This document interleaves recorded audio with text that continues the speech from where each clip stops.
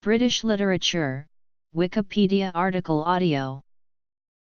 British literature is literature in the English language from the United Kingdom, Isle of Man, and Channel Islands. Anglo-Saxon literature is included, and there is some discussion of Latin and Anglo-Norman literature, where literature in these languages relate to the early development of the English language and literature. There is also some brief discussion of major figures who wrote in Scots, but the main discussion is in the various Scottish literature articles. The article Literature in the Other Languages of Britain focuses on the literatures written in the other languages that are, and have been, used in Britain. There are also articles on these various literatures: Latin literature in Britain, Anglo-Norman, Cornish, Guernesiais, Geriaeus, Latin, Manx, Scottish Gaelic, Welsh, etc. British identity. The coming of the Anglo-Saxons, 449 c.1066. Irish writers have played an important part in the development of literature in England and Scotland, but though the whole of Ireland was politically part of the United Kingdom between January 1801 and December 1922, it can be controversial to describe Irish literature as British. For some, this includes works by authors from Northern Ireland. The nature of British identity has changed over time. The island that contains England, Scotland, and Wales has been known as Britain from the time of the Roman Pliny the Elder. English as the national language had its beginnings with the Anglo-Saxon invasion of c. 450 AD. Prior to this, the inhabitants spoke mainly various Celtic languages. The various constituent parts of the present United Kingdom joined at different times. Wales was annexed by the Kingdom of England under the Acts of Union of 1536 and 1542. However, it was not until 1707 with a treaty between England and Scotland, that the Kingdom of Great Britain came into existence. This merged in January 1801 with the Kingdom of Ireland to form the United Kingdom of Great Britain and Ireland.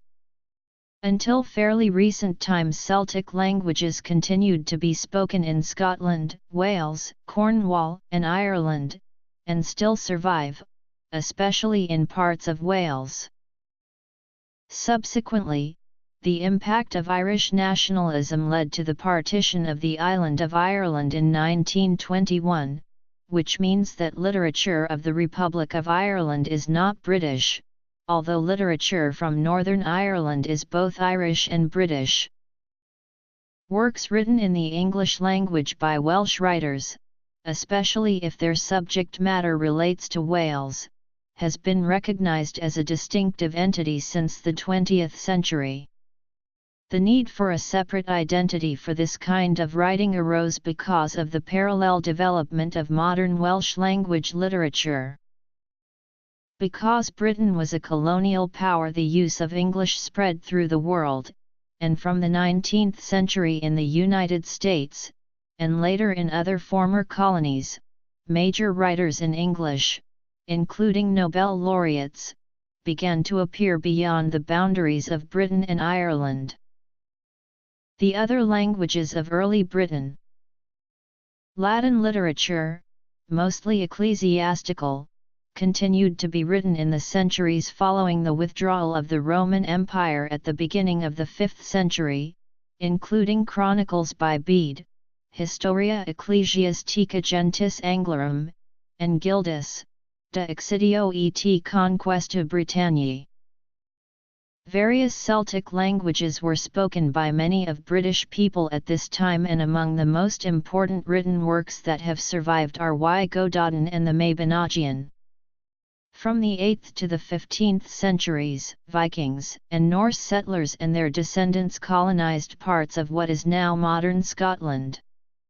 Some Old Norse poetry survives relating to this period, including the Orkneyinga saga, an historical narrative of the history of the Orkney Islands, from their capture by the Norwegian king in the 9th century onwards until about 1200.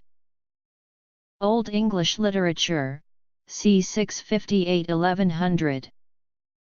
Old English literature, or Anglo-Saxon literature, encompasses the surviving literature written in Old English in Anglo-Saxon England, in the period after the settlement of the Saxons and other Germanic tribes in England c. 450, after the withdrawal of the Romans, and ending soon after the Norman conquest in 1066, that is, c. 1150.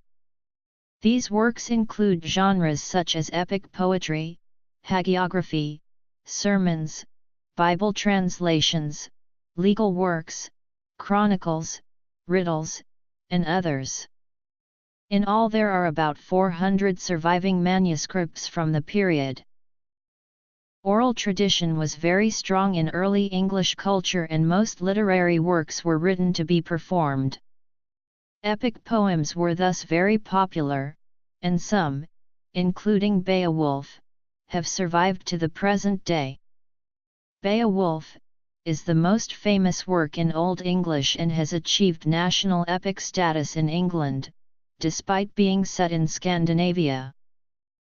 Nearly all Anglo-Saxon authors are anonymous, 12 are known by name from medieval sources, but only 4 of those are known by their vernacular works with any certainty: Caedmon, Bede, Alfred the Great, and Cynewulf.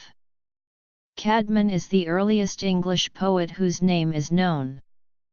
Caedmon's only known surviving work is Caedmon's Hymn, which probably dates from the late 7th century. Late medieval literature, 1066–1485. Chronicles contained a range of historical and literary accounts, and a notable example is the Anglo-Saxon Chronicle. The poem Battle of Maldon also deals with history. This is the name given to a work, of uncertain date, celebrating the real Battle of Maldon of 991, at which the Anglo-Saxons failed to prevent a Viking invasion. Middle English. Classical antiquity was not forgotten in Anglo-Saxon England, and several Old English poems are adaptations of late classical philosophical texts. The longest is King Alfred's translation of Boethius' Consolation of Philosophy. Medieval drama. The linguistic diversity of the islands in the medieval period contributed to a rich variety of artistic production, and made British literature distinctive and innovative. Works were still written in Latin and include Gerald of Wales's late 12th century book on his beloved Wales, Itinerarium Cambrii, and following the Norman conquest of 1066, Anglo-Norman literature developed in the Anglo-Norman realm, introducing literary trends from continental Europe, such as the chanson de geste. However, the indigenous development of Anglo-Norman literature was precocious in comparison to continental oil literature. The Renaissance, 1485–1660.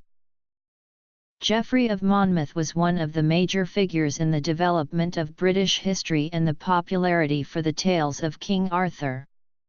He is best known for his chronicle Historia Regum Britanniae of 1136, which spread Celtic motifs to a wider audience. Was, who wrote in Norman French, is the earliest known poet from Jersey, also developed the Arthurian legend.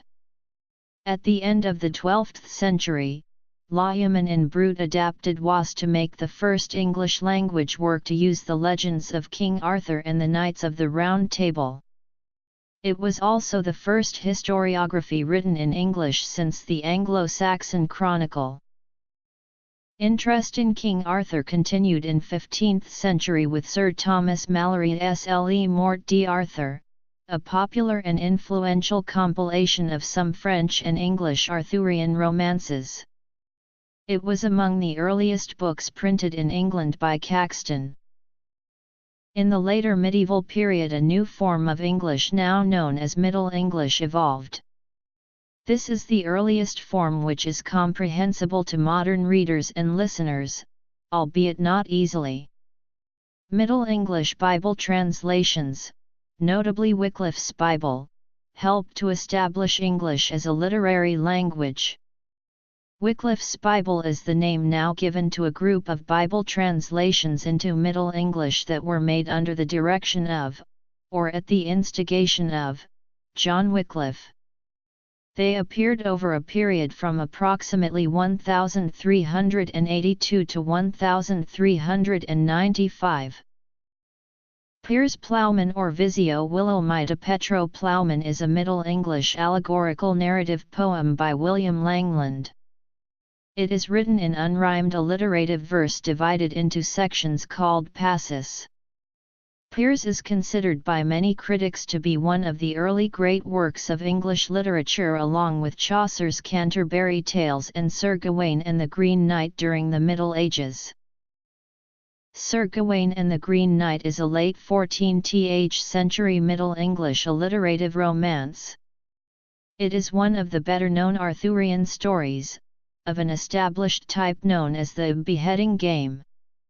Developing from Welsh, Irish, and English tradition, Sir Gawain highlights the importance of honor and chivalry. Preserved in the same manuscript with Sir Gawain were 3 other poems, now generally accepted as the work of its author, including the intricate elegiac poem, Pearl. Elizabethan era, 1558–1603. Geoffrey Chaucer, known as the father of English literature, is widely considered the greatest English poet of the Middle Ages and was the first poet to have been buried in Poets' Corner of Westminster Abbey. Chaucer is best known today for the Canterbury Tales, a collection of stories written in Middle English, that are presented as part of a storytelling contest by a group of pilgrims as they travel together on a journey from Southwark to the shrine of St. Thomas Becket at Canterbury Cathedral. Chaucer is a crucial figure in developing the legitimacy of the vernacular, Middle English, at a time when the dominant literary languages in England were French and Latin. Poetry. The multilingual nature of the audience for literature in the 14th century can be illustrated by the example of John Gower. A contemporary of William Langland and a personal friend of Geoffrey Chaucer, Gower is remembered primarily for 3 major works, the Miroir de l'Homme, Vox Clamantis, and Confessio Amantis, 3 long poems written in Anglo-Norman, Latin and Middle English respectively, which are united by common moral and political themes. Man Booker Prize, Commonwealth Writers' Prize, International Dublin Literary Award, Carnegie Medal, Costa Book Awards, Orange Prize for Fiction, Queen's Gold Medal for Poetry. Women writers were also active, such as Marie de France in the 12th century and Julian of Norwich in the early 14th century. Julian's Revelations of Divine Love is believed to be the first published book written by a woman in the English language. Margery Kempe is known for writing the Book of Margery Kempe, a work considered by some to be the first autobiography in the English language. Major Scottish writers from the 15th century include Henry Soane, Dunbar, Douglas, and Lindsay. The works of Chaucer had an influence on Scottish writers. In the Middle Ages, drama in the vernacular languages of Europe may have emerged from religious enactments of the liturgy. Mystery plays were presented on the porch of the cathedrals or by strolling players on feast days. Miracle and mystery plays, along with moralities and interludes, later evolved into more elaborate forms of drama, such as was seen on the Elizabethan stages.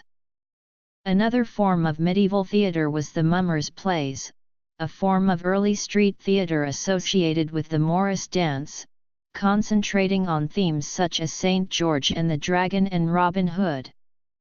These were folk tales retelling old stories, and the actors traveled from town to town performing these for their audiences in return for money and hospitality. Drama. Jacobean period, 1603 to 1625. Poetry 2. Prose. Mystery plays and miracle plays are among the earliest formally developed plays in medieval Europe. Medieval mystery plays focused on the representation of Bible stories in churches as tableaus with accompanying antiphonal song. They developed from the 10th to the 16th century, reaching the height of their popularity in the 15th century before being rendered obsolete by the rise of professional theatre. There are 4 complete or nearly complete extant English biblical collections of plays from the late medieval period. The most complete is the York Cycle of 48 pageants. They were performed in the city of York, from the middle of the 14th century until 1569. Besides the Middle English drama, there are 3 surviving plays in Cornish known as the Ordinalia. Having grown out of the religiously based mystery plays of the Middle Ages, the morality play is a genre of medieval and early Tudor theatrical entertainment, which represented a shift towards a more secular base for European theatre. Morality plays are a type of allegory in which the protagonist is met by personifications of various moral attributes who try to prompt him to choose a godly life over one of evil. The plays were most popular in Europe during the 15th and 16th centuries. The Somaning of Every Man, usually referred to simply as Every Man, is a late 15th century English morality play. Like John Bunyan's allegory Pilgrim's Progress, Every Man examines the question of Christian salvation through the use of allegorical characters. The English Renaissance and the Renaissance in Scotland date from the late 15th century to the early 17th century. Italian literary influences arrived in Britain. The sonnet form was introduced into English by Thomas Wyatt in the early 16th century, and developed by Henry Howard, Earl of Surrey, who also introduced blank verse into England, with his translation of Virgil's Aeneid in c. 1540. The spread of printing affected the transmission of literature across Britain and Ireland. The first book printed in English, William Caxton's own translation of Recueil of the Histories of Troye, was printed abroad in 1473, to be followed by the establishment of the first printing press in England in 1474. Latin continued in use as a language of learning long after the Reformation had established the vernaculars as liturgical languages for the elites. Late Renaissance, 1625–1660. Utopia is a work of fiction and political philosophy by Thomas More published in 1516. The book, written in Latin, is a frame narrative primarily depicting a fictional island society and its religious, social, and political customs. In the later 16th century, English poetry was characterized by elaboration of language and extensive allusion to classical myths. Sir Edmund Spenser was the author of The Faerie Queene, an epic poem and fantastical allegory celebrating the Tudor dynasty and Elizabeth I. The works of Sir Philip Sidney, a poet, courtier, and soldier, include Astrophel and Stella, The Defence of Poetry, and Arcadia. Poems intended to be set to music as songs, such as by Thomas Campion, became popular as printed literature was disseminated more widely in households. During the reign of Elizabeth I and then James I, a London-centred culture that was both courtly and popular, produced great poetry and drama. The English playwrights were intrigued by Italian model. A conspicuous community of Italian actors had settled in London. The linguist and lexicographer John Florio, whose father was Italian, was a royal language tutor at the court of James I, and a possible friend and influence on William Shakespeare, had brought much of the Italian language and culture to England. He was also the translator of Montaigne into English. The earliest Elizabethan plays include Gorboduc, by Sackville and Norton, and Thomas Kyd's revenge tragedy The Spanish Tragedy. Highly popular and influential in its time, the Spanish tragedy established a new genre in English literature theatre, the revenge play or revenge tragedy. Jane Lumley was the first person to translate Euripides into English. Her translation of Iphigenia at Aulis is the first known dramatic work by a woman in English. The Restoration, 1660–1700. Drama 2. Poetry 3. William Shakespeare stands out in this period as a poet and playwright as yet unsurpassed.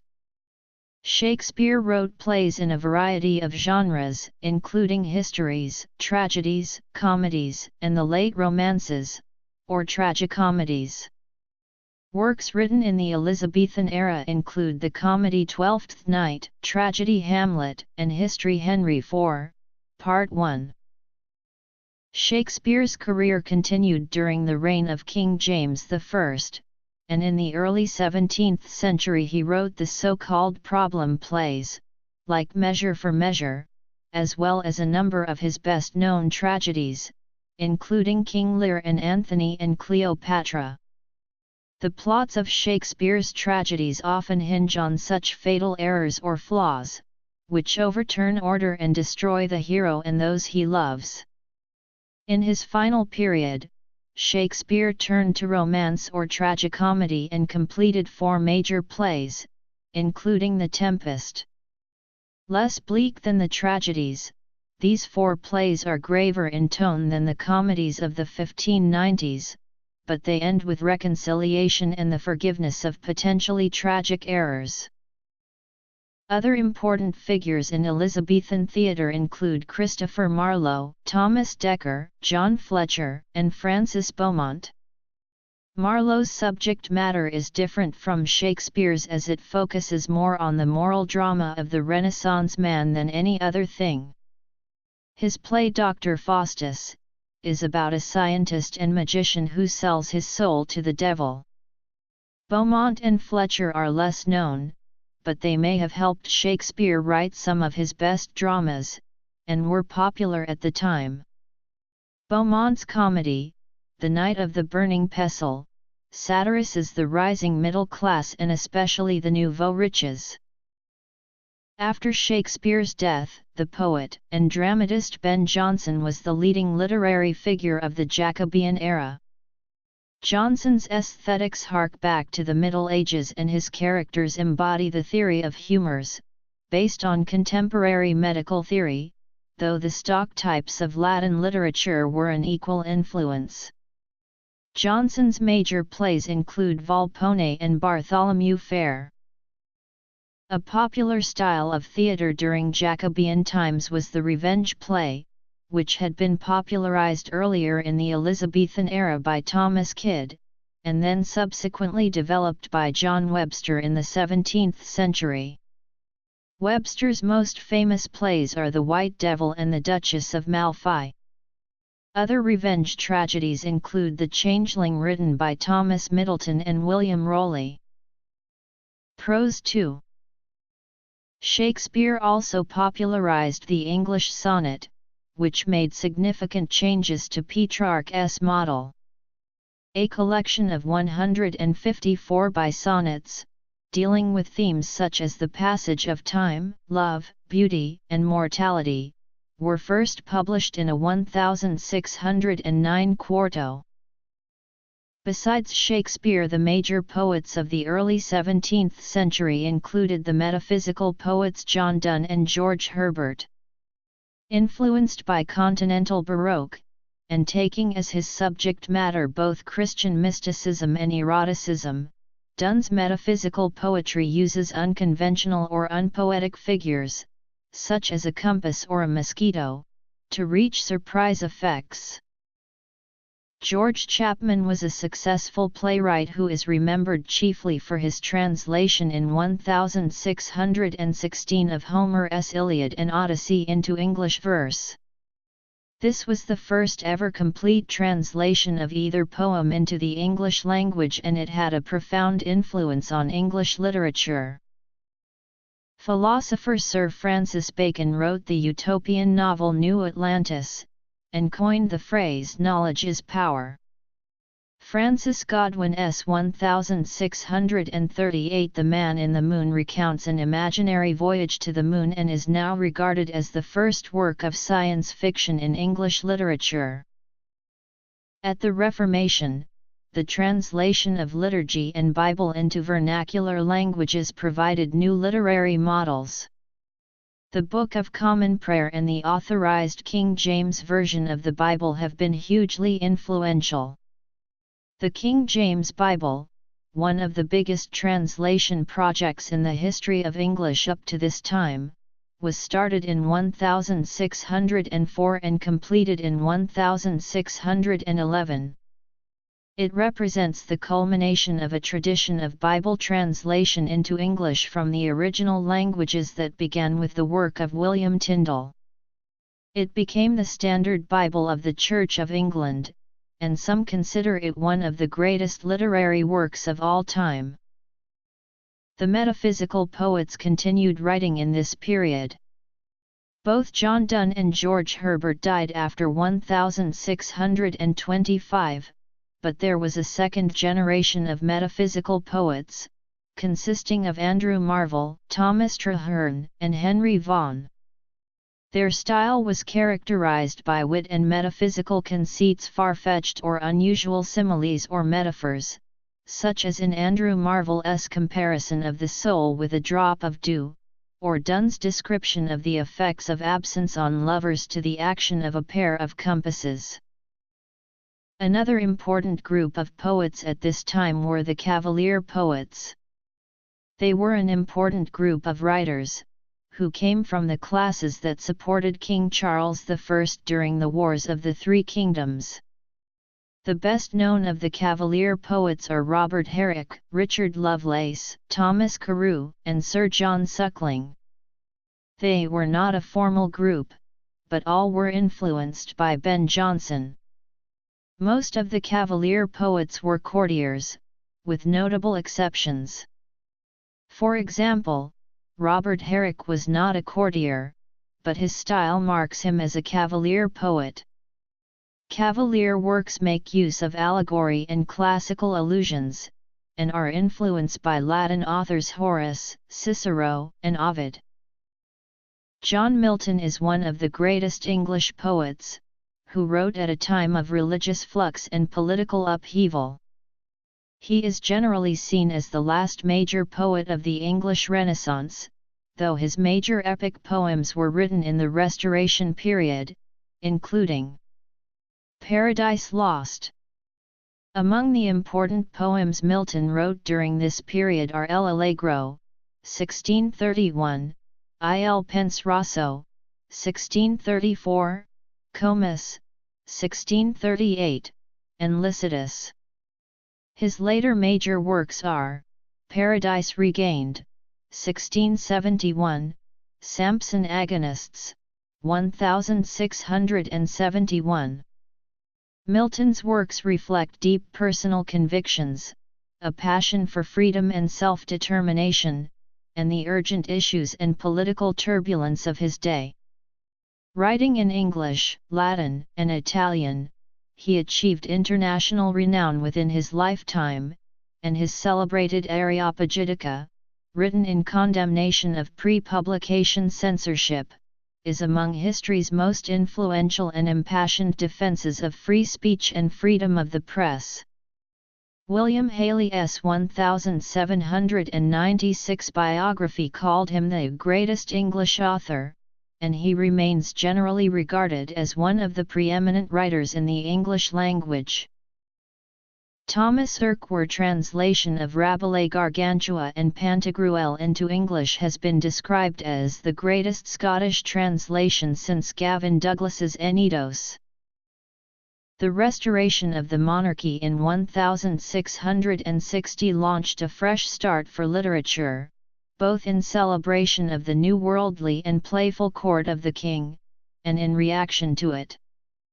Theatres in England reopened after having been closed during the protectorship of Oliver Cromwell, Puritanism lost its momentum, and the bawdy Restoration comedy became a recognisable genre. Restoration comedy refers to English comedies written and performed in the Restoration period from 1660 to 1710. In addition, women were allowed to perform on stage for the first time. 18th century. The Augustan Age, 1701–1750. The restoration of the monarchy in Ireland enabled Ogilvy to resume his position as Master of the Revels and open the first Theatre Royal in Dublin in 1662, in Smock Alley. In 1662 Catherine Phillips went to Dublin where she completed a translation of Pierre Corneille's Pompey, produced with great success in 1663 in the Smock Alley Theatre, and printed in the same year both in Dublin and London. Although other women had translated or written dramas, her translation of Pompey broke new ground as the first rhymed version of a French tragedy in English and the first English play written by a woman to be performed on the professional stage. Aphra Behn was a prolific dramatist and one of the first English professional female writers. Her greatest dramatic success was The Rover. Behn's depiction of the character Wilmore in The Rover and the witty, poetry-reciting Rake Dorrimand and George Etheridge's The Man of Mode are seen as a satire on John Wilmot, 2nd Earl of Rochester, an English libertine poet, and a wit of the Restoration Court. His contemporary Andrew Marvell described him as the best English satirist, and he is generally considered to be the most considerable poet and the most learned among the Restoration wits. His A Satire Against Reason and Mankind is assumed to be a Hobbesian critique of rationalism. Rochester's poetic work varies widely in form, genre, and content. He was part of a mob of gentlemen who wrote with ease, who continued to produce their poetry in manuscripts, rather than in publication. As a consequence, some of Rochester's work deals with topical concerns, such as satires of courtly affairs and libels, to parodies of the styles of his contemporaries, such as Sir Charles Scrope. He is also notable for his impromptus. Voltaire, who spoke of Rochester as the man of genius, the great poet, admired his satire for its energy and fire and translated some lines into French to display the shining imagination his lordship only could boast. 1707, Birth of Britain.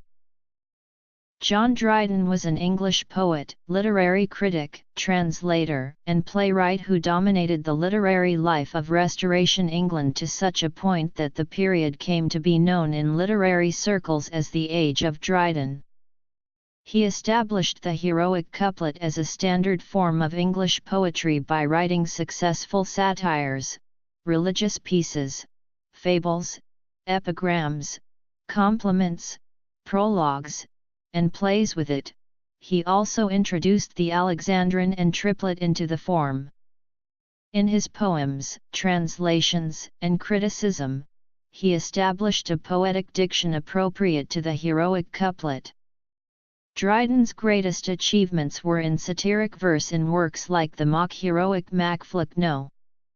W. H. Auden referred to him as the master of the middle style that was a model for his contemporaries and for much of the 18th century. The considerable loss felt by the English literary community at his death was evident from the elegies that it inspired. Alexander Pope was heavily influenced by Dryden, and often borrowed from him. Other writers in the 18th century were equally influenced by both Dryden and Pope. Prose, including the novel. Drama 3. Poetry 4. The Roots of Romanticism, 1750–1798. Romanticism, 1798–1837. Romantic poetry. Second generation. Other poets. Romanticism and the novel. Victorian literature, 1830–1900. Victorian fiction. The novel. The short story. Genre fiction. Though Ben Jonson had been poet laureate to James I in England, this was not then a formal position, and the formal title of poet laureate, as a royal office, was first conferred by letters patent on John Dryden in 1670. The post then became a regular British institution. Diarists John Evelyn and Samuel Pepys depicted everyday London life and the cultural scene of the times. Their works are among the most important primary sources for the Restoration period in England, and consists of eyewitness accounts of many great events, such as the Great Plague of London, and the Great Fire of London. The publication of the Pilgrim's Progress established the Puritan preacher John Bunyan as a notable writer. Bunyan's The Pilgrim's Progress is an allegory of personal salvation and a guide to the Christian life. Bunyan writes about how the individual can prevail against the temptations of mind and body that threaten damnation. The book is written in a straightforward narrative and shows influence from both drama and biography, and yet it also shows an awareness of the grand allegorical tradition found in Edmund Spenser. The late 17th, early 18th century in English literature is known as the Augustan Age. Writers at this time greatly admired their Roman counterparts, imitated their works, and frequently drew parallels between contemporary world and the age of the Roman Emperor Augustus. Some of the major writers in this period were John Dryden, the Anglo-Irish writer Jonathan Swift, William Congreve, Joseph Addison, Richard Steele, Alexander Pope, Henry Fielding, Samuel Johnson. The union of the Parliaments of Scotland and England in 1707 to form a single kingdom of Great Britain and the creation of a joint state by the Acts of Union had little impact on the literature of England nor on national consciousness among English writers. The situation in Scotland was different. The desire to maintain a cultural identity while partaking of the advantages offered by the English literary market and English literary standard language led to what has been described as the invention of British literature by Scottish writers. English writers, if they considered Britain at all, tended to assume it was merely England writ large. Scottish writers were more clearly aware of the new state as a cultural amalgam comprising more than just England. James Thomson's Rule Britannia is an example of the Scottish championing of this new national and literary identity. With the invention of British literature came the development of the first British novels, in contrast to the English novel of the 18th century, which continued to deal with England and English concerns rather than exploring the changed political, social, and literary environment. Tobias Smollett was a Scottish pioneer of the British novel, exploring the prejudices inherent within the new social structure of Britain through comic picaresque novels. His The Adventures of Roderick Random is the first major novel written in English to have a Scotsman as hero, and the multinational voices represented in the narrative confront Anglo-centric prejudices only 2 years after the Battle of Culloden. The expedition of Humphrey Clinker brings together characters from the extremes of Britain to question how cultural and linguistic differences can be accommodated within the new British identity, and influenced Charles Dickens. Richard Cumberland wrote patriotic comedies depicting characters taken from the outskirts of the Empire, and intended to vindicate the good elements of the Scots, Irish, and Colonials from English prejudice. His most popular play, The West Indian, was performed in North America and the West Indies. In prose, the earlier part of the period was overshadowed by the development of the English essay. Joseph Addison and Richard Steele's The Spectator established the form of the British periodical essay, inventing the pose of the detached observer of human life who can meditate upon the world without advocating any specific changes in it. However, this was also the time when the English novel, first emerging in the Restoration, developed into a major art form. Daniel Defoe turned from journalism and writing criminal lives for the press to writing fictional criminal lives with Roxana and Moll Flanders. The English novel has generally been seen as beginning with Daniel Defoe's Robinson Crusoe and Moll Flanders, though John Bunyan's The Pilgrim's Progress and Aphra Behn's Oroonoko are also contenders. Other major 18th-century British novelists are Samuel Richardson, author of the epistolary novels Pamela, or Virtue Rewarded, and Clarissa; Henry Fielding, who wrote Joseph Andrews and the History of Tom Jones, a Foundling. If Addison and Steele were dominant in one type of prose, then Jonathan Swift, author of the satire Gulliver's Travels, was in another.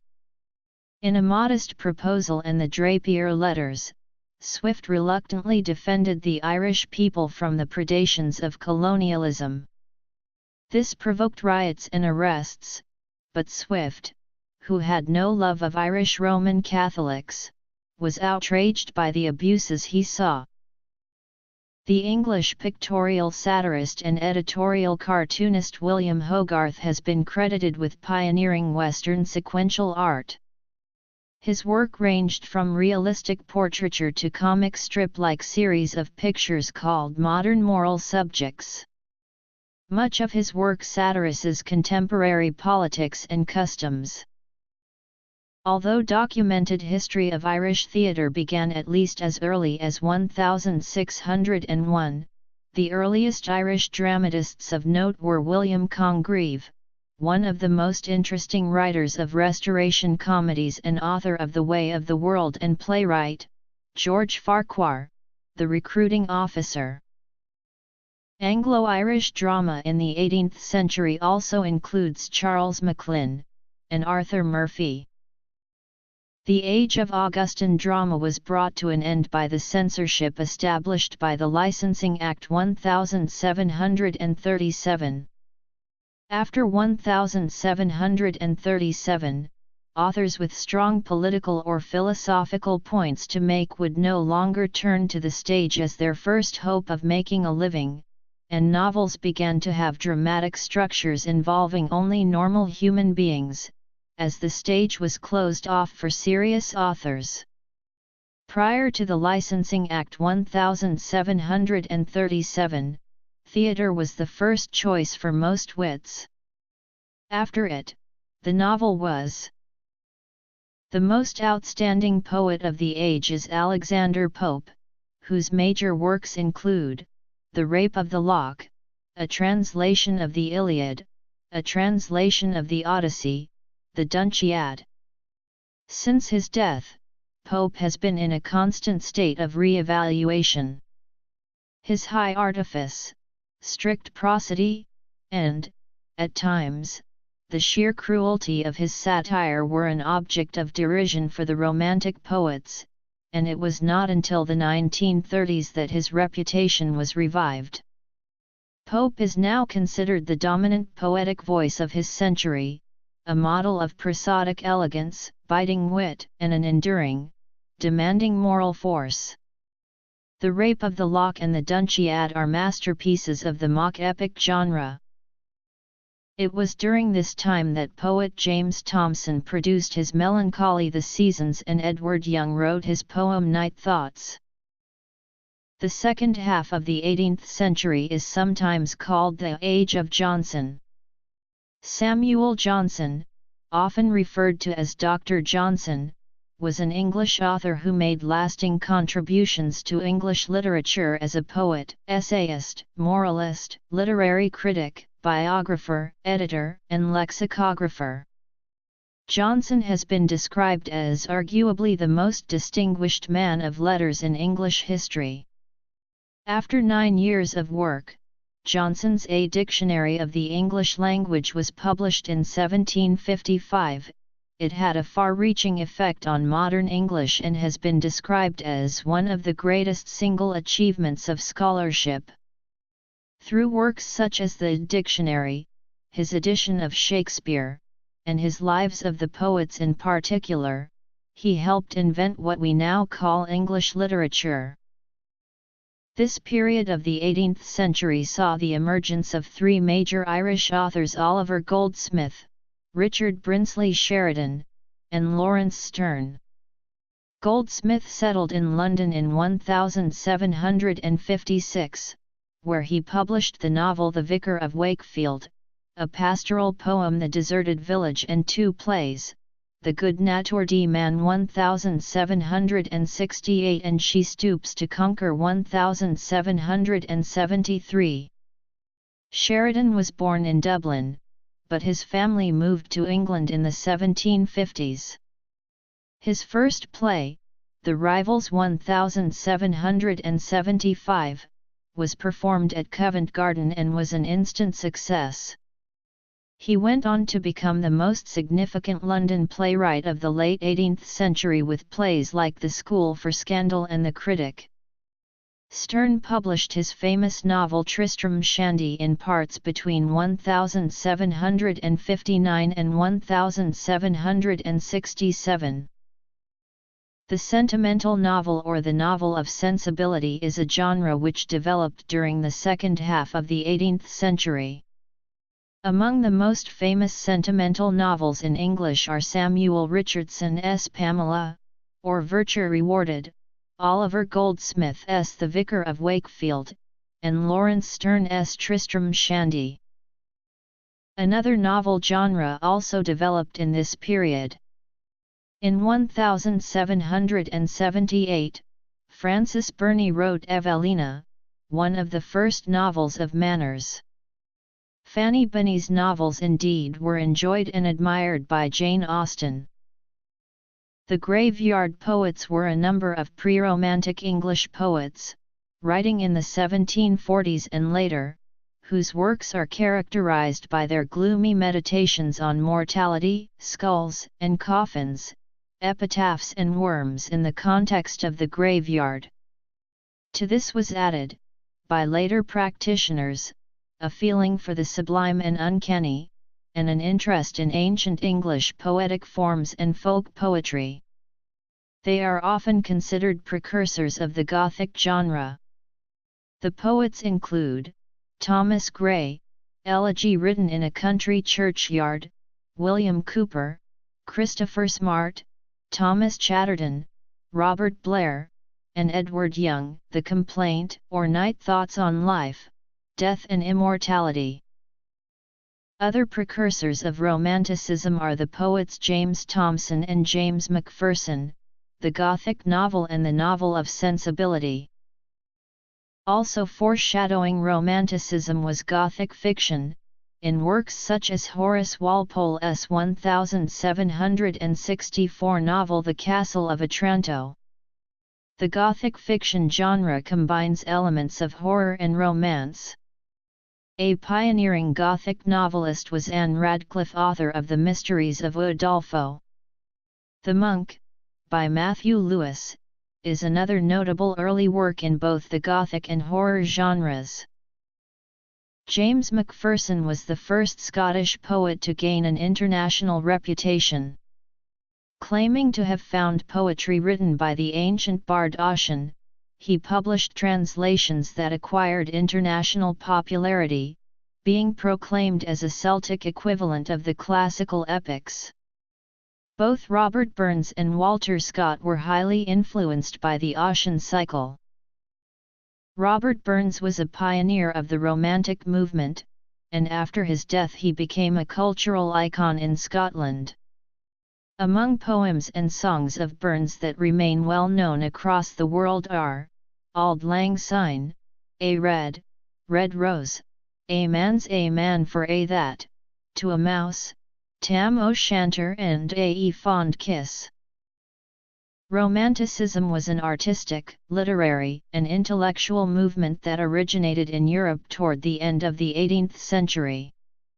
Various dates are given for the Romantic period in British literature, but here the publishing of lyrical ballads in 1798 is taken as the beginning, and the crowning of Queen Victoria in 1837 as its end, even though, for example, William Wordsworth lived until 1850 and William Blake published before 1798.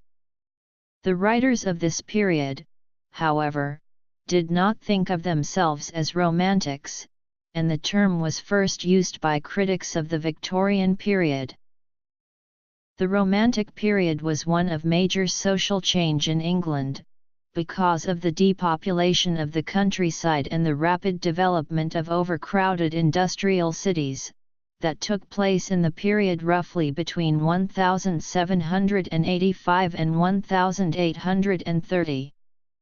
The movement of so many people in England was the result of two forces: the agricultural revolution, that involved the enclosure of the land, drove workers off the land, and the Industrial Revolution, which provided them employment, in the factories and mills, operated by machines driven by steam power.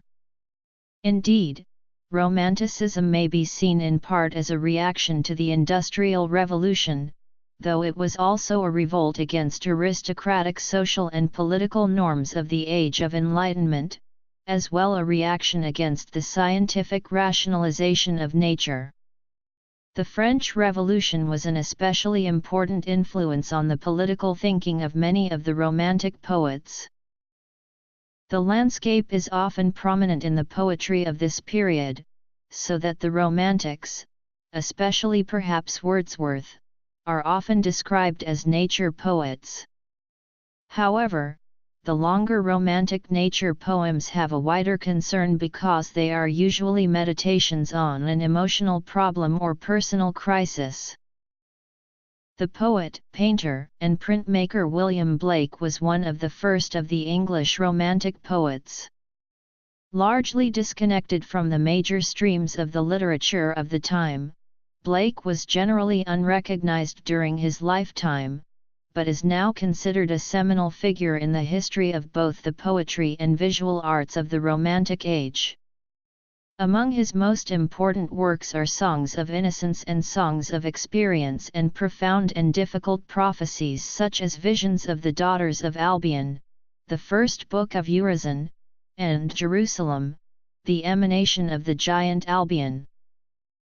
After Blake, among the earliest Romantics were the Lake Poets, a small group of friends, including William Wordsworth, Samuel Taylor Coleridge, Robert Southey, and journalist Thomas de Quincey. However, at the time Walter Scott was the most famous poet.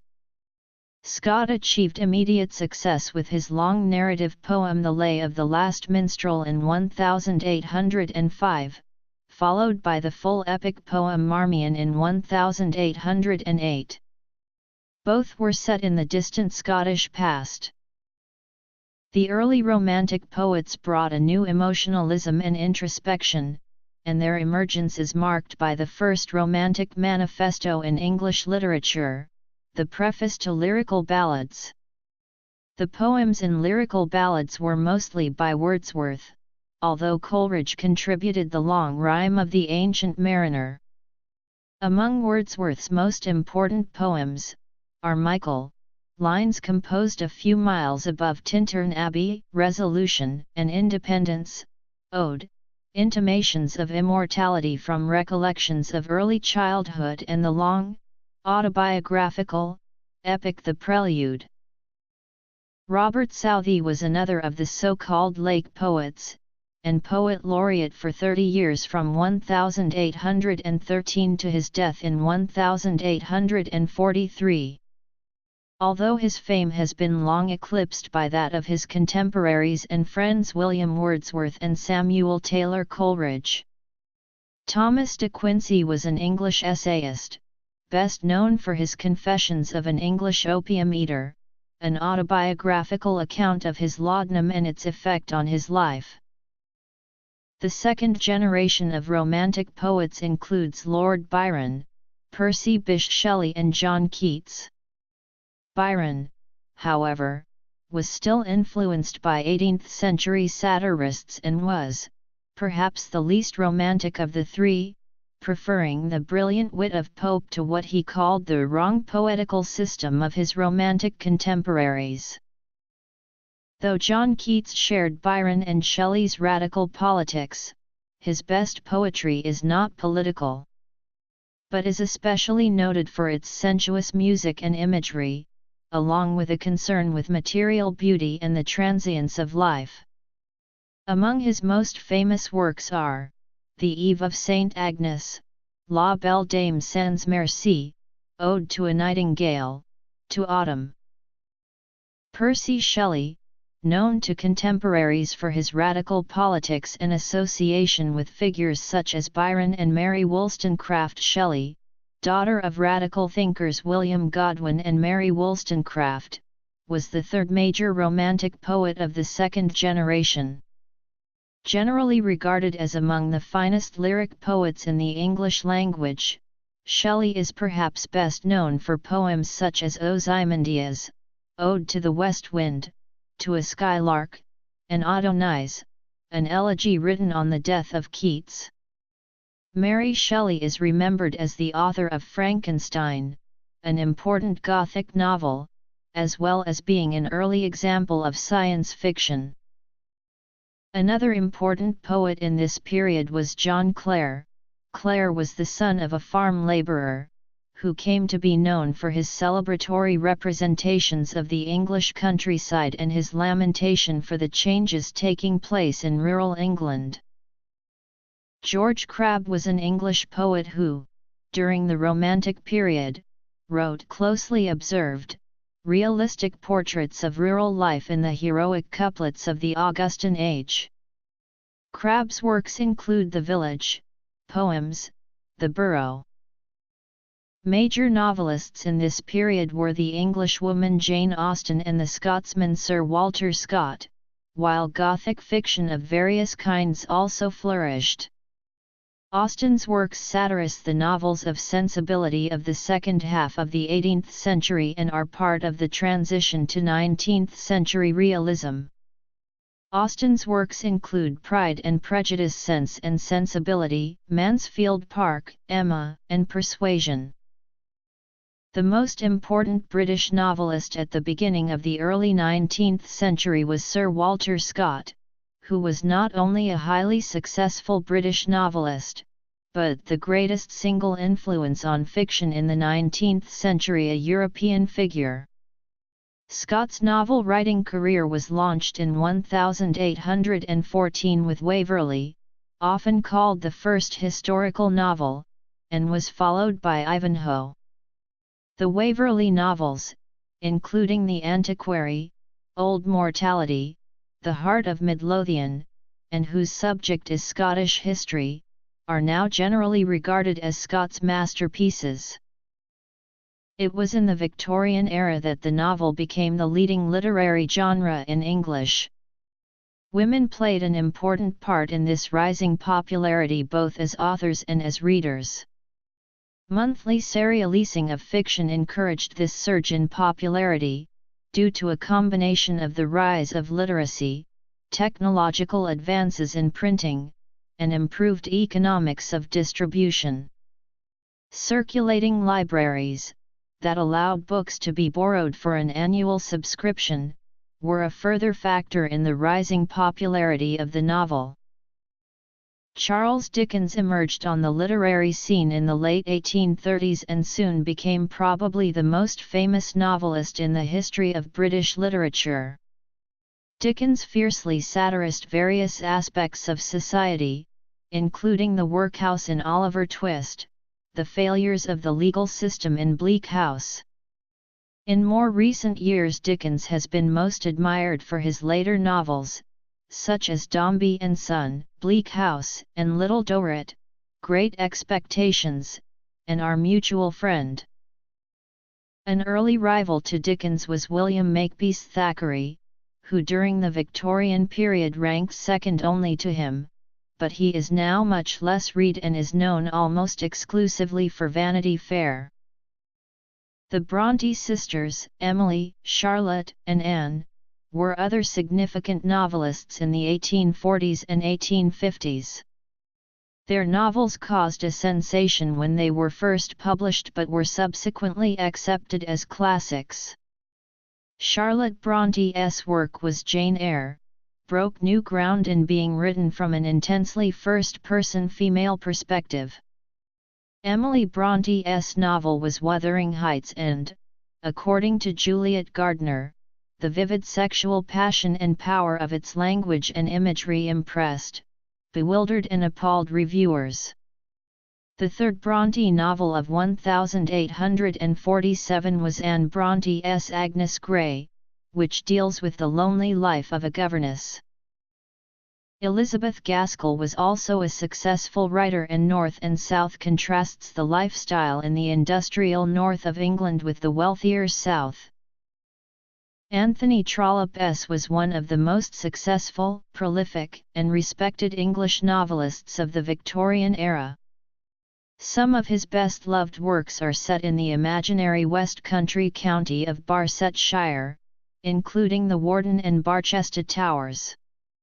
Trollope's novels portray the lives of the landowning and professional classes of early Victorian England. George Eliot was a major novelist of the mid-Victorian period.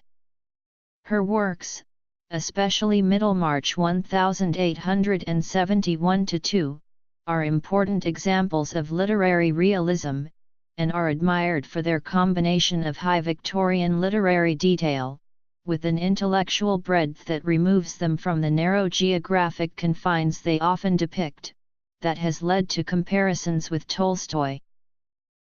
George Meredith is best remembered for his novels The Ordeal of Richard Fevered and The Egotist.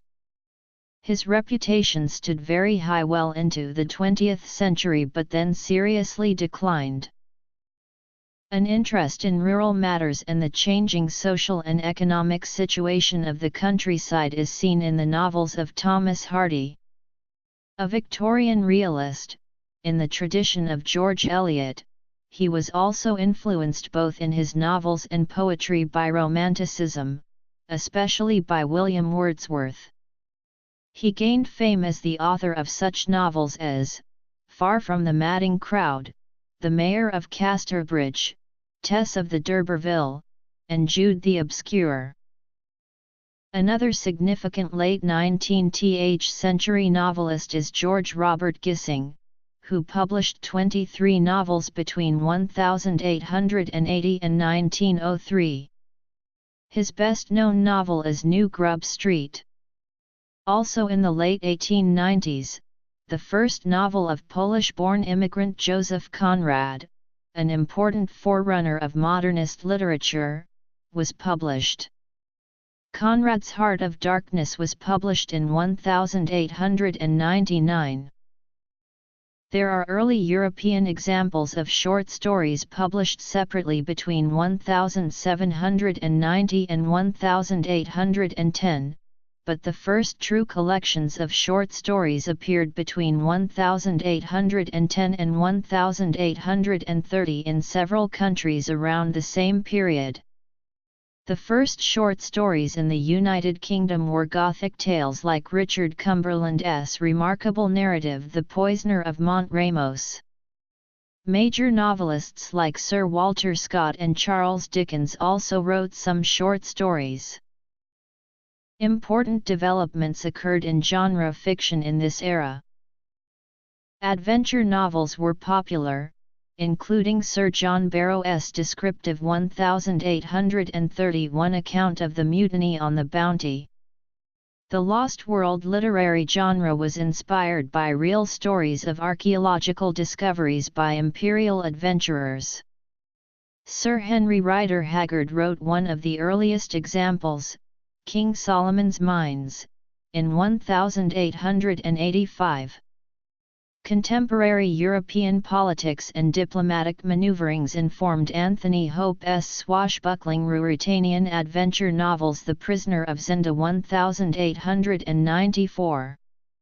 Robert Louis Stevenson also wrote works in this genre including Kidnapped, an historical novel set in the aftermath of the Jacobite Rising of 1745, and Treasure Island 1883.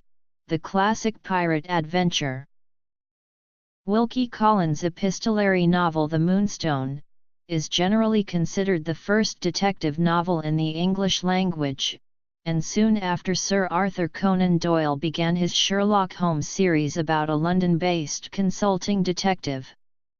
Doyle wrote 4 novels and 56 short stories featuring Holmes, from 1880 up to 1907, with the final case in 1914. H. G. Wells's writing career began in the 1890s with science fiction novels like The War of the Worlds, which describes an invasion of late Victorian England by Martians, and Wells is, along with Frenchman Jules Verne, as a major figure in the development of the science fiction genre. The history of the modern fantasy genre is generally said to begin with George MacDonald, the influential author of The Princess and the Goblin and Phantastes. William Morris was a popular English poet who also wrote several fantasy novels during the latter part of the 19th century. The vampire genre fiction began with John William Polidori's The Vampire. This short story was inspired by the life of Lord Byron and his poem The Giaour. Irish writer Bram Stoker was the author of seminal horror work Dracula with the primary antagonist the vampire Count Dracula. Penny dreadful publications were an alternative to mainstream works, and were aimed at working-class adolescents, introducing the infamous Sweeney Todd. The premier ghost story writer of the 19th century was the Irish writer Sheridan L. E. Fanu. Literature for children developed as a separate genre during the Victorian era, and some works became internationally known, such as Lewis Carroll, Alice's Adventures in Wonderland. At the end of 19th century, the author and illustrator Beatrix Potter was known for her children's books, which featured animal characters, including the tale of Peter Rabbit. In the latter years of the 19th century, precursors of the modern picture book were illustrated books of poems and short stories produced by illustrators Randolph Caldecott, Walter Crane, and Kate Greenaway. These had a larger proportion of pictures to words than earlier books, and many of their pictures were in color. Vice Versa by F. Anstey, sees a father and son exchange bodies. Body swaps have been a popular theme in various media since the book was published. The leading poets during the Victorian period were Alfred, Lord Tennyson, Robert Browning, Elizabeth Barrett Browning, and Matthew Arnold. The poetry of this period was heavily influenced by the Romantics, but also went off in its own directions. Particularly notable was the development of the dramatic monologue, a form used by many poets in this period, but perfected by Browning. Tennyson was Poet Laureate of the United Kingdom during much of Queen Victoria's reign. He was described by T.S. Eliot as the greatest master of metrics as well as melancholia, and as having the finest ear of any English poet since Milton. Children's literature. Victorian poetry. Victorian drama. 20th century. Modernism and cultural revivals, 1901–1945. First World War. Poetry, 1901–1945. Modernist novel. While Elizabeth Barrett Browning was the wife of Robert Browning, she had established her reputation as a major poet before she met him. Her most famous work is the sequence of 44 sonnets from the Portuguese published in Poems. Matthew Arnold's reputation as a poet has declined in recent years, and he is best remembered now for his critical works, like Culture and Anarchy, and his 1867 poem Dover Beach. Dante Gabriel Rossetti was a poet, illustrator, painter, and translator. He founded the Pre-Raphaelite Brotherhood in 1848 with William Holman Hunt and John Everett Millay, and was later to be the main inspiration for a second generation of artists and writers influenced by the movement, most notably William Morris and Edward Burne-Jones. While Arthur Clough was a more minor figure of this era, he has been described as a fine poet whose experiments in extending the range of literary language and subject were ahead of his time. George Meredith is remembered for his innovative collection of poems Modern Love. In the second half of the century, English poets began to take an interest in French symbolism. Two groups of poets emerged in the 1890s. The Yellow Book poets who adhered to the tenets of aestheticism, including Algernon Charles Swinburne, Oscar Wilde, and Arthur Symons, and the Rhymers Club group, that included Ernest Dowson, Lionel Johnson, and Irishman William Butler Yeats. Irishman Yeats went on to become an important modernist in the 20th century. Also in the 1890s, A. E. Housman published at his own expense A Shropshire Lad. The poem's wistful evocation of doomed youth in the English countryside, in spare language and distinctive imagery, appealed strongly to late Victorian and Edwardian taste. The nonsense verse of Edward Lear, along with the novels and poems of Lewis Carroll, is regarded as a precursor of surrealism. In 1846 Lear published A Book of Nonsense, a volume of limericks that went through 3 editions and helped popularize the form. Writers of comic verse included the dramatist, librettist, poet, and illustrator W. S. Gilbert, who is best known for his 14 comic operas produced in collaboration with the composer Sir Arthur Sullivan, of which the most famous include HMS Pinafore, The Pirates of Penzance, and one of the most frequently performed works in the history of musical theatre, The Mikado. For much of the first half of the 19th century, drama in London and provincial theatres was restricted by a licensing system to the patent theatre companies, and all other theatres could perform only musical entertainments. The passing of the Theatres Act 1843 removed the monopoly on drama held by the patent theatres. Irish playwright Dion Boucicault was an extremely popular writer of comedies who achieved success on the London stage with works like London Assurance, in the middle of the 19th century. However, drama did not achieve importance as a genre in the 19th century until the end of the century, and then the main figures were also Irish-born.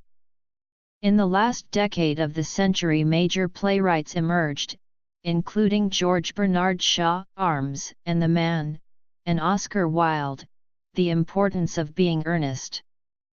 Both of these Irish writers lived mainly in England and wrote in English, with the exception of some works in French by Wilde.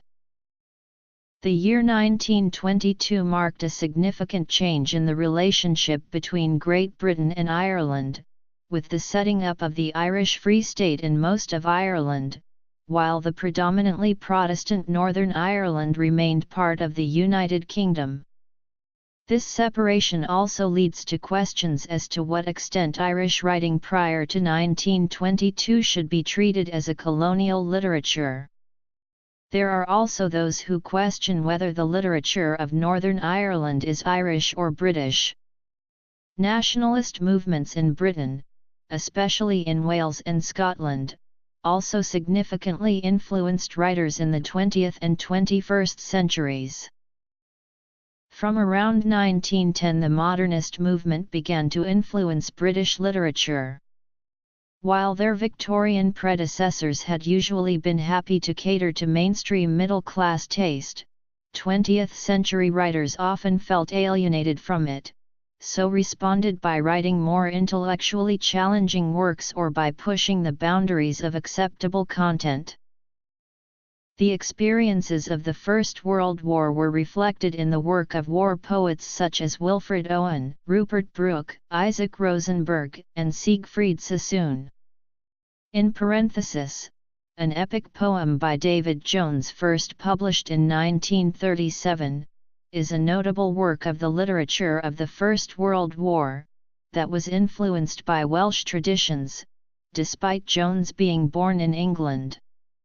In non-fiction prose, T. E. Lawrence's autobiographical account in 7 Pillars of Wisdom of the Arab Revolt against the Ottoman Empire is important. 2 Victorian poets who published little in the 19th century, Thomas Hardy and Gerard Manley Hopkins, have since come to be regarded as major poets. While Hardy first established his reputation the late 19th century with novels, he also wrote poetry throughout his career. However, he did not publish his first collection until 1898, so that he tends to be treated as a 20th-century poet. Gerard Manley Hopkins's poems were posthumously published in 1918 by Robert Bridges. Free verse and other stylistic innovations came to the forefront in this era, with which T.S. Eliot and Ezra Pound were especially associated. T.S. Eliot was born American, migrated to England in 1914, and he was arguably the most important English-language poet of the 20th century. He produced some of the best-known poems in the English language, including The Waste Land and 4 quartets. The Georgian poets like Rupert Brooke, Walter de la Mare and John Masefield maintained a more conservative approach to poetry by combining romanticism, sentimentality, and hedonism. Edward Thomas is sometimes treated as another Georgian poet. In the 1930s the Auden Group, sometimes called simply the 30s Poets, was an important group of politically left-wing writers, that included W. H. Auden and 2 Anglo-Irish writers, Cecil Day Lewis and Lewis MacNeice. Auden was a major poet who had a similar influence on subsequent poets as W. B. Yeats and T. S. Eliot had had on earlier generations. While modernism was to become an important literary movement in the early decades of the new century, there were also many fine writers who, like Thomas Hardy, were not modernists. Novelists include Rudyard Kipling, who was also a successful poet, H. G. Wells, John Galsworthy, whose novels include The Forsyte Saga, Arnold Bennett, author of The Old Wives' Tale, G. K. Chesterton, E. M. Forster. The most popular British writer of the early years of the 20th century was arguably Rudyard Kipling, a highly versatile writer of novels, short stories, and poems, and to date the youngest ever recipient of the Nobel Prize for Literature.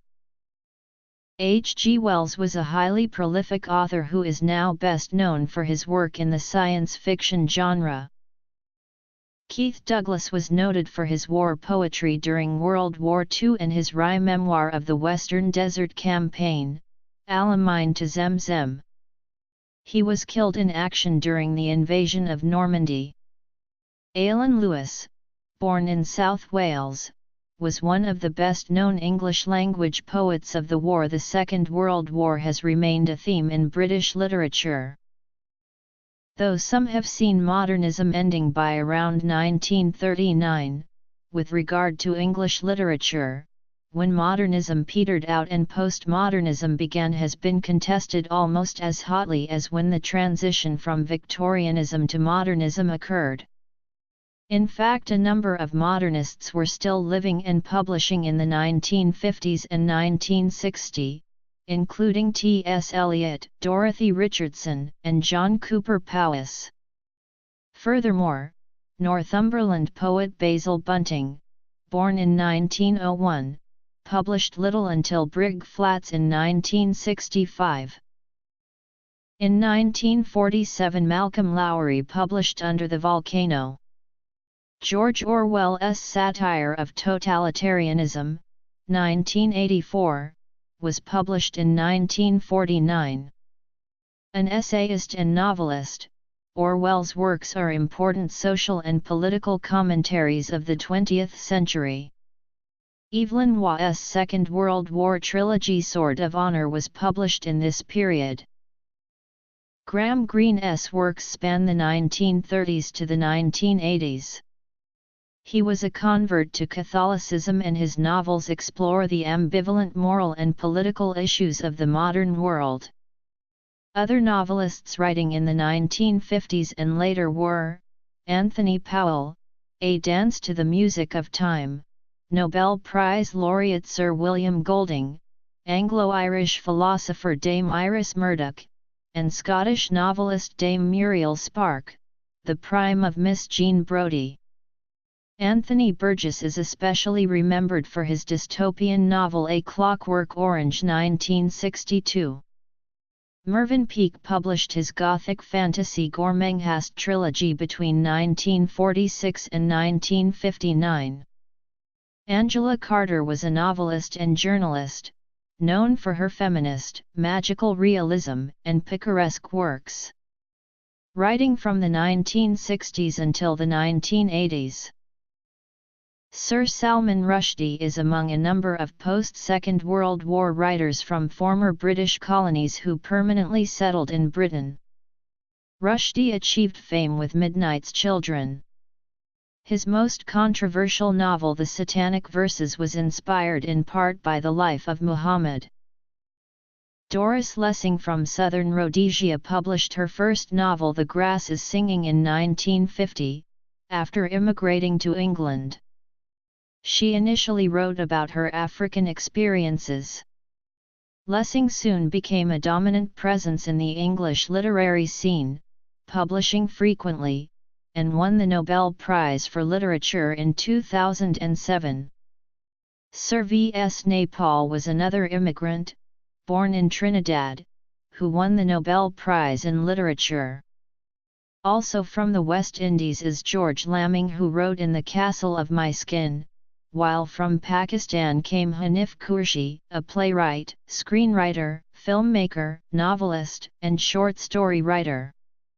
2017 Nobel Prize winner Kazuo Ishiguro was born in Japan, but his parents immigrated to Britain when he was 6, and he became a British citizen as an adult.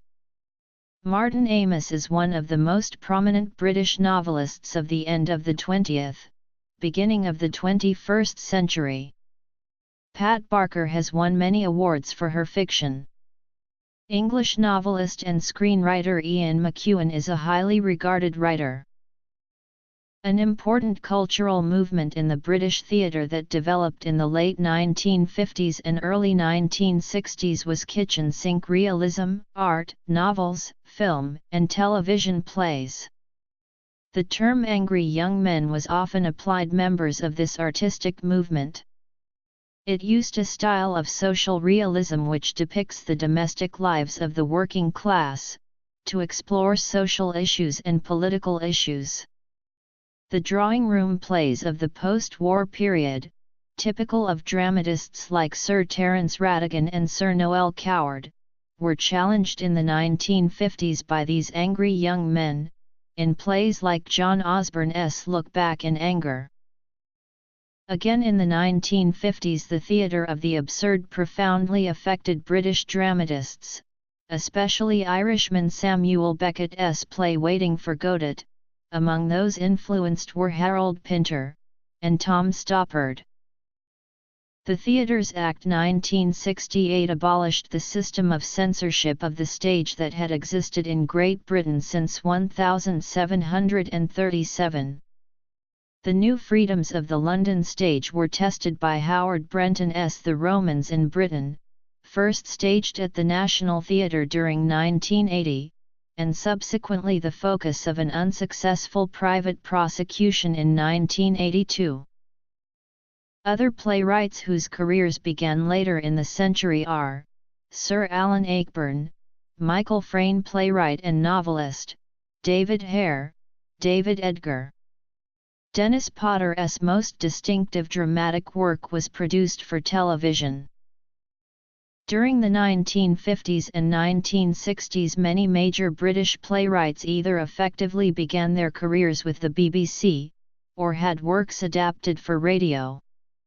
Many major British playwrights, in fact, either effectively began their careers with the BBC, or had works adapted for radio, including Carol Churchill and Tom Stoppard, whose first professional production was in the 15-minute Just Before Midnight programme on BBC Radio, which showcased new dramatists.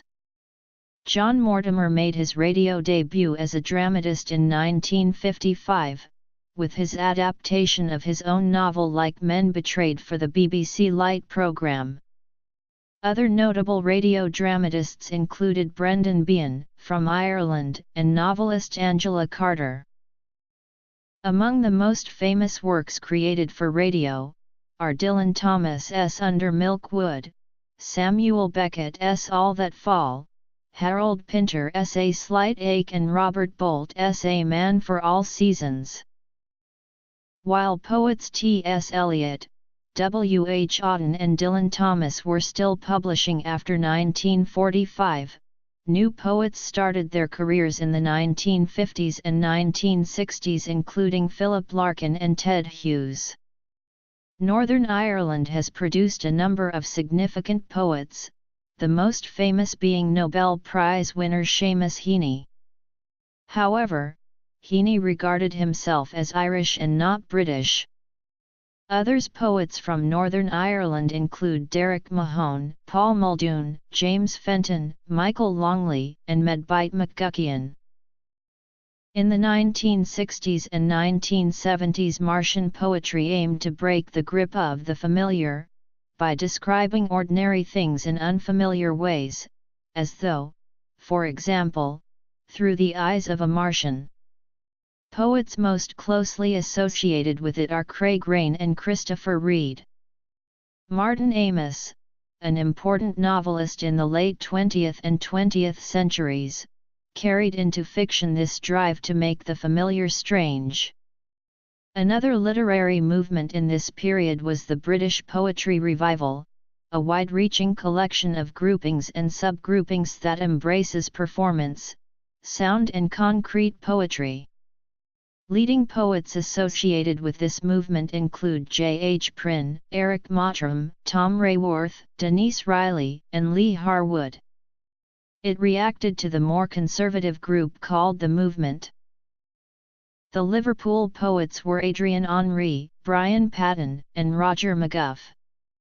Their work was a self-conscious attempt at creating an English equivalent to the Beats. Tony Harrison, who explores the medium of language and the tension between native dialect and acquired language, and Simon Armitage.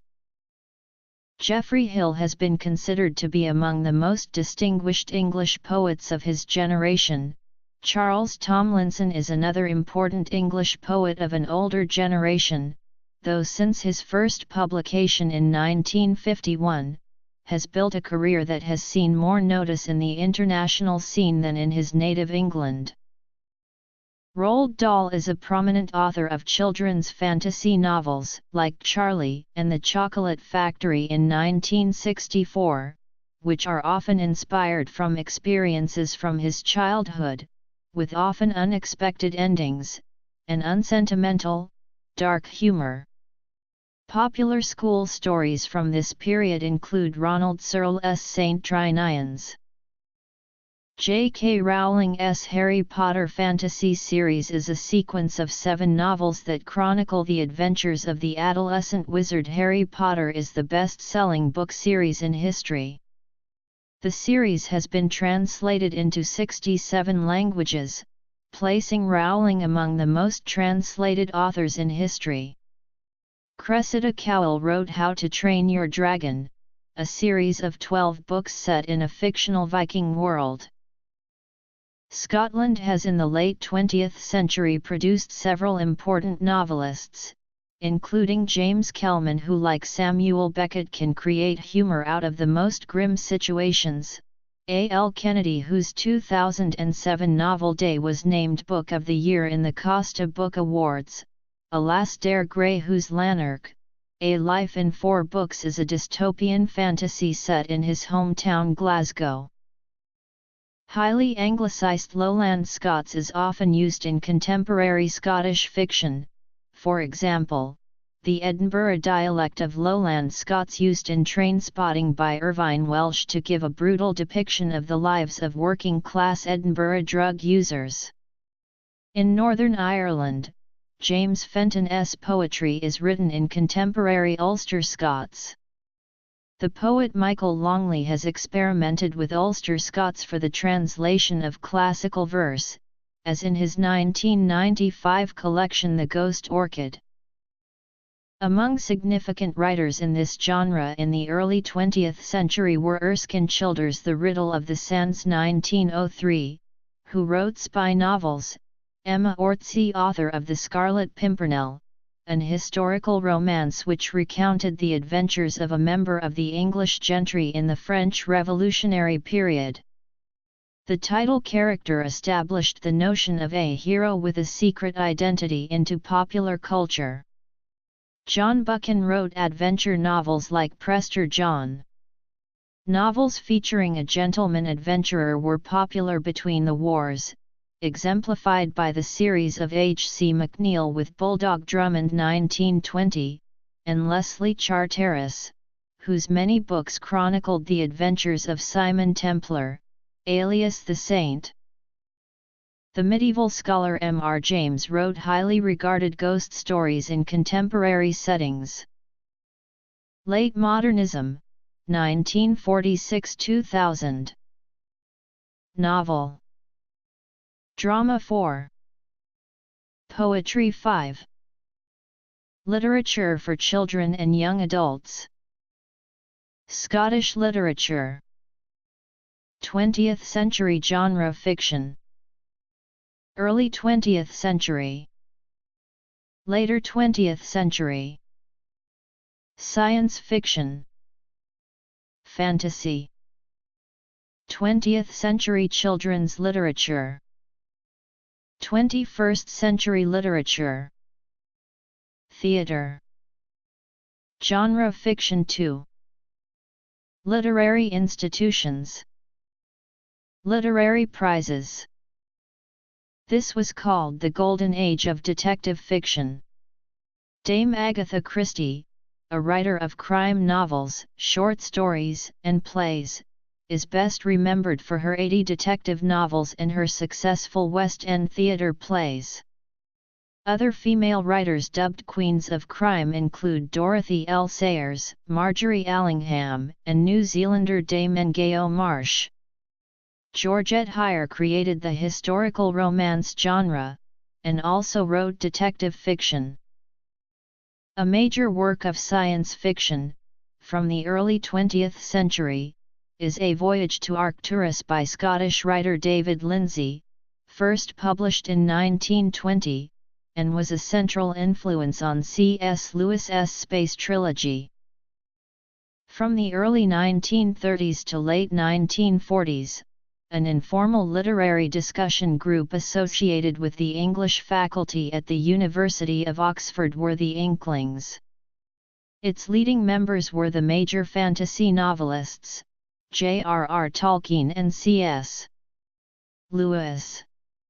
Lewis is known for the Screwtape Letters 1942, the Chronicles of Narnia and the Space Trilogy, while Tolkien is best known as the author of The Hobbit 1937, The Lord of the Rings, and The Silmarillion.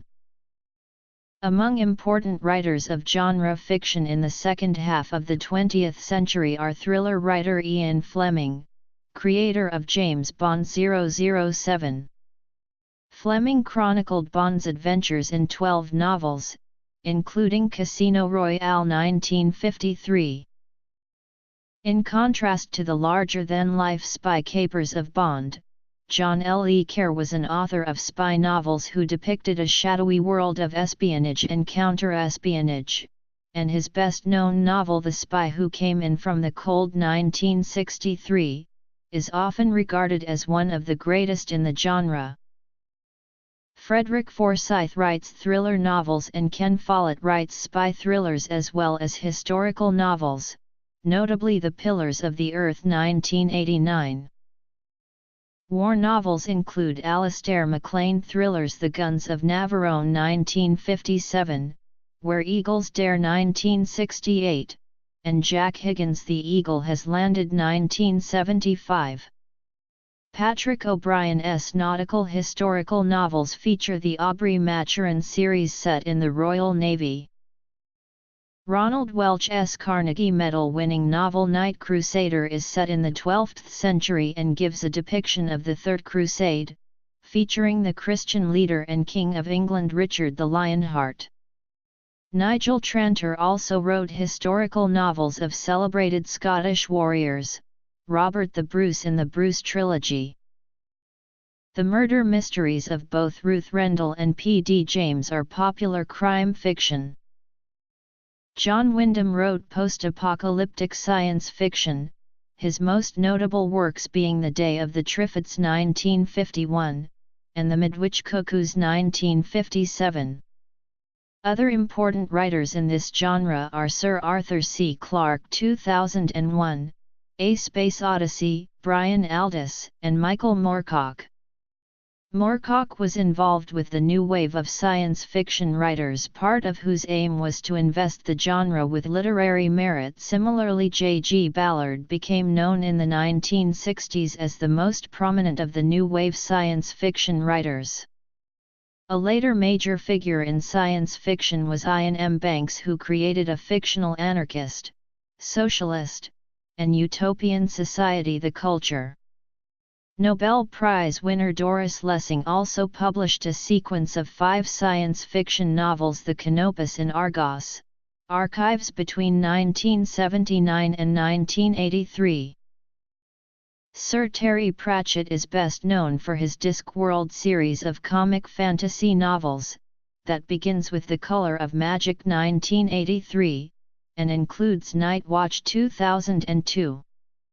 Philip Pullman is famous for his fantasy trilogy His Dark Materials, which follows the coming-of-age of 2 children as they wander through a series of parallel universes against a backdrop of epic events. While Neil Gaiman is a writer of both science fiction and fantasy, including Stardust 1998. Douglas Adams is known for his 5-volume science fiction comedy series The Hitchhiker's Guide to the Galaxy. Significant writers of works for children include Kenneth Grahame, The Wind in the Willows, Rev. W. Awdry, The Railway Series, A. A. Milne, Winnie the Pooh, and P. L. Travers, Mary Poppins. Prolific children's author Enid Blyton chronicled the adventures of a group of young children and their dog in the famous 5. T. H. White wrote the Arthurian fantasy The Once and Future King, the first part being The Sword in the Stone 1938. Mary Norton wrote The Borrowers, featuring tiny people who borrow from humans. Inspiration for Frances Hodgson Burnett's novel The Secret Garden. In Kent, Hugh Lofting created the character Dr. Dolittle, who appears in a series of 12 books, while Dodie Smith's The 101 Dalmatians featured the villainous Cruella de Vil. Dame Hilary Mantel is a highly successful writer of historical novels, winning the Booker Prize twice, for Wolf Hall 2009, and Bring Up the Bodies. Julian Barnes is another prominent writer, and he won the 2011 Man Booker Prize for his book The Sense of an Ending. The perceived success and promotion of genre fiction authors from Scotland provoked controversy in 2009 when James Kelman criticised, in a speech at the Edinburgh International Book Festival, the attention afforded to upper-middle-class young magicians and detective fiction by the Anglo-centric Scottish literary establishment. The theatrical landscape has been reconfigured, moving from a single national theatre at the end of the 20th century to four as a result of the devolution of cultural policy. E. L. James' erotic romance trilogy 50 Shades of Grey, 50 Shades Darker, and 50 Shades Freed, along with the companion novel Grey, 50 Shades of Grey as told by Christian, have sold over 100 million copies globally, and set the record in the United Kingdom as the fastest-selling paperback of all time. Original literature continues to be promoted by institutions such as the Eisteddfod in Wales and the Welsh Books Council. The Royal Society of Edinburgh includes literature within its sphere of activity. Literature Wales is the Welsh National Literature Promotion Agency and Society of Writers, which administers the Wales Book of the Year award. The imported Eisteddfod tradition in the Channel Islands encouraged recitation and performance, a tradition that continues today. Formed in 1949, the Cheltenham Literature Festival is the longest-running festival of its kind in the world. The Hay Festival in Wales attracts wide interest, and the Edinburgh International Book Festival is the largest festival of its kind in the world. The Poetry Society publishes and promotes poetry, notably through an annual National Poetry Day. World Book Day is observed in Britain and the Crown Dependencies on the first Thursday in March annually. British recipients of the Nobel Prize in Literature include Rudyard Kipling, John Galsworthy, T.S. Eliot, Bertrand Russell, Winston Churchill, William Golding, V.S. Naipaul, Harold Pinter, Doris Lessing, and Kazuo Ishiguro. Literary prizes for which writers from the United Kingdom are eligible include